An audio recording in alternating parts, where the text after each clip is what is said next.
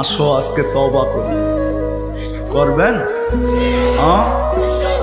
চলেন দেখি তওবা করি। আল্লাহ কিন্তু তওবাকারীকে তওবা করতে দেরি, মাফ করতে দেরি করে না।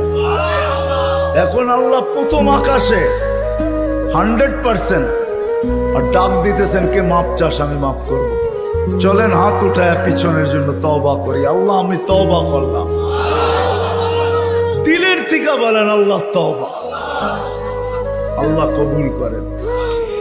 যদি দিলের থেকে করে থাকতে পারেন, রব্বে কাবার কসম গুনাহ পিছনেরটা মাফ। আজকের থেকে ওয়াদা করেন, একটাই যথেষ্ট। তাইলেই মনে করবো এই মাহফিল সার্থক। একটা, যে আজকের থেকে কোনো অবস্থায় নামাজ ছাড়বো না, না, না, না, না। ওয়াদা? আল্লাহ কবুল করুন।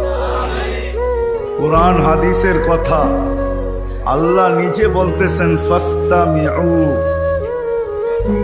দিলের কান দিয়া শোনো, ওয়ানসিতু, চুপচাপ শুনো। তাইলে কি হবে?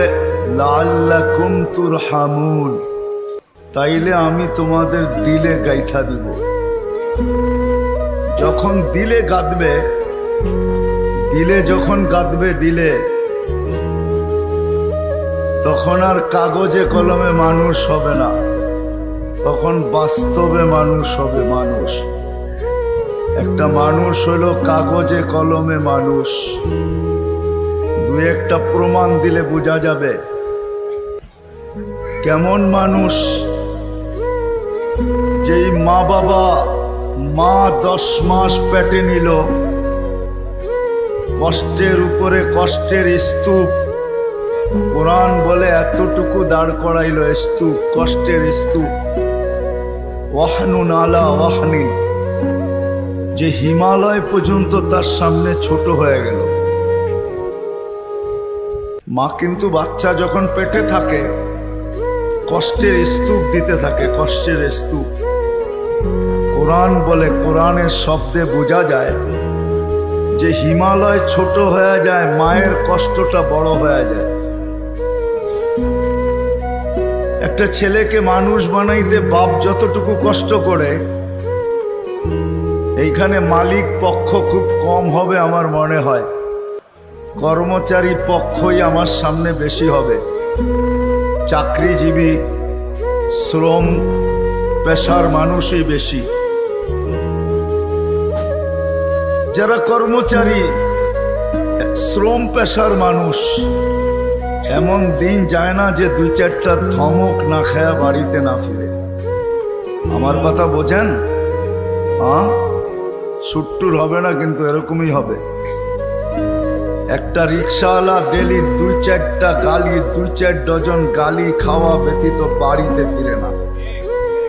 কিন্তু তাকে যদি জিজ্ঞাসা করা হয় যে এত গালি খাওয়ার পরেও ডেলি রিক্সা নিয়ে কেন বাহির হও, তো চোখের পানি ছেড়া দিয়া বলবে, বিবি বাল বাচ্চা আছে বিদায়। একটা বাপ বহুত কষ্টের পরে একটা ছেলেকে মানুষ বানায়। সত্য তো? কেমন মানুষ যে মা 10 মাস পেটে রেখা কষ্টের স্তূপ জমাইতে জমাইতে হিমালয়ের চেয়ে বড় করে দিল। একটা বাপ সন্তানের পিছে খাটতে খাটতে খাটতে খাটতে নিজেকে বৃদ্ধ করে দিল, যৌবনটা হারায়া দিল। আমার সমাজে তাকাইলে দেখা যায় ওই মা বাবাই এখন বৃদ্ধাশ্রমে বাস করে। বলেন এটা কেমন মানুষ? কেমন মানুষ? কাগজে কলমের মানুষই তো বলতে হবে। কাগজে কলমের মানুষ যদি না হইতো, তাইলে তো ইমাম শাফি রহমতুল্লাহ আলাইহির মতোই হইতো। সারা দিন পরিশ্রম, বাবা ছিলেন না, বিধবা মা ছিলেন। সারা রাত্র মার পায়ে তেল মালিশ করতেন আর পাও টিপা টিপা ঘুম পড়াইতেন। মাঝে মাঝে খুশিতে পায়ের তালুতে চুমা দিতেন, চুমা। মা কাইপা উঠতো আর বলতো, আমার পায়ের তালুতে চুমা কেন?